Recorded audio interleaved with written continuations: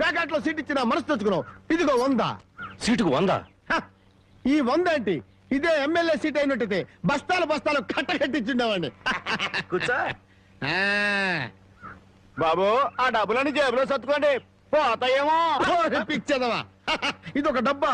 ఈ మాత్రం డబ్బుతోటి మా మేనలుడు టుక్కు టుక్కు వెండి గోళీలు ఆడుకునేవాడు. అవును రే, ఈ ఊళ్ళో ఎవడో రాంబాబు అంట పెద్ద పుడింగి. నేను ఊళ్ళో లేని టైం చూసి మా యజమాని కూతుర్ని లేపుకొచ్చాడంట.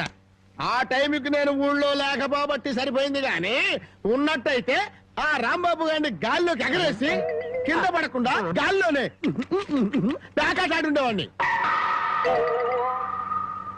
మరి ఇప్పుడైనా వాడిని ఎందుకు వదిలేశారు సార్? ఏడి కనిపిస్తేగా నేను ఊళ్ళోకి అడుగు అడుగు పెడుతున్నానో తెలిసి దడదళ్ళాడిపోతూ ఎక్కడో దాక్కున్నాడు. అయినా వదలను వదలను, నేను వాడిని వదలను.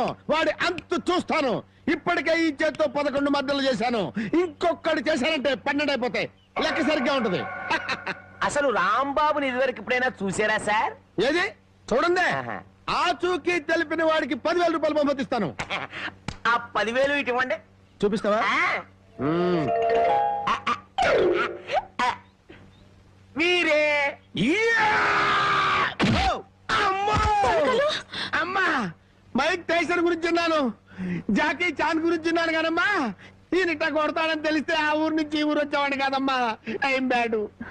పాపం ఎందుకండి ఇతను ఇలా కొట్టారు? చూస్తే అక్కడే చంపారు.